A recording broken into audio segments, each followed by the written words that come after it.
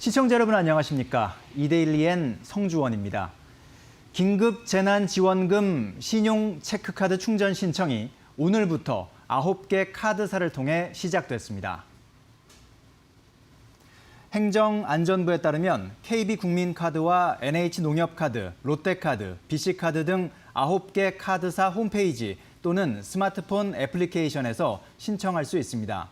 신청 시행 첫 주인 이번 주에는 공적 마스크 5부제와 같은 방식의 요일제를 적용하지만 오는 16일부터는 언제든 신청할 수 있게 바뀝니다. 주민등록표상 세대주 본인이 신청해야 하며 세대주 본인 명의의 카드로 받을 수 있습니다. 긴급 재난지원금 사용 기한은 오는 8월 31일까지입니다. 올해 개인 투자자들이 주식시장에서 30조 원어치를 순매수하고 현재 17조 원 정도를 예치해 놓은 것으로 집계됐습니다. 한국거래소에 따르면 개인 투자자는 올해 들어 지난 8일까지 유가 증권시장에서 약 26조 900억 원, 코스닥 시장에서 4조 6,670억 원을 각각 순매수했습니다. 올 들어 총 30조 7,570억 원어치의 주식을 사들인 셈입니다. 향후 주식 매수를 위한 대기성 자금인 투자자 예탁금 역시 작년 말 대비 17조 1,305억 원 늘어 지난 7일 기준 44조 4,689억 원을 기록했습니다. 이처럼 국내 주식시장에 투자자들의 관심이 쏠리면서 증시의 기초 체력 자체가 탄탄해졌다는 평가가 나오고 있습니다. 외국인은 지난달에 국내 상장 주식을 5조 4천억 원 순매도하고 국내 상장 채권을 7조 4천억 원 순투자했습니다. 금융감독원에 따르면 지난달 외국인이 국내 상장 주식을 5조 3,930억 원 순매도했습니다. 지난 2월부터 3개월 연속 매도 우위가 이어졌습니다.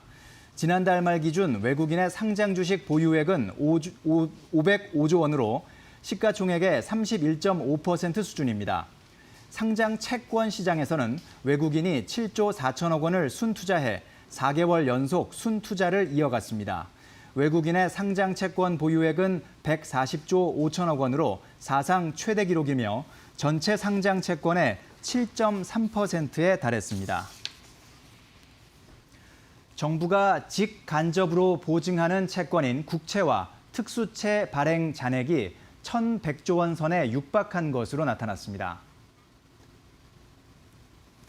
금융투자협회에 따르면 지난 8일 기준 정부가 발행하는 국고채, 재정증권 등 국채와 공공기관이 발행하는 특수채 발행 잔액 합계는 1,098조 4천억 원으로 집계됐습니다.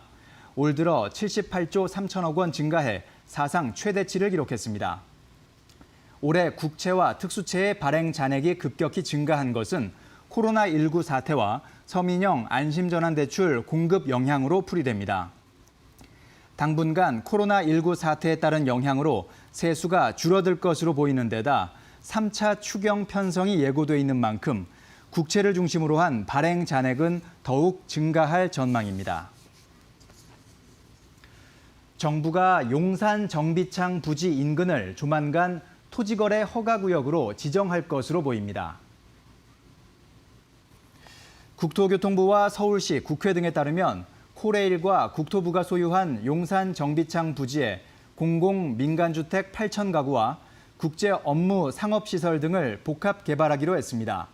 수년간 중단됐던 용산 국제업무단지 개발이 재개된다는 기대감이 커지면서 시장이 다시 달아오를 조짐이 나타났고 국토부와 서울시는 조만간 중앙도시계획위원회를 열어 해당 지역을 토지거래 허가구역으로 지정할 것으로 알려졌습니다. 토지거래 허가구역으로 지정되면 일정 면적을 초과하는 토지를 취득하고자 하는 경우 사전에 시군구청장의 허가를 받아야 하며 허가받은 목적대로 이용할 의무가 발생합니다. 지금까지 이데일리엔 성주원이었습니다. 이어서 간추린 소식 전해드립니다.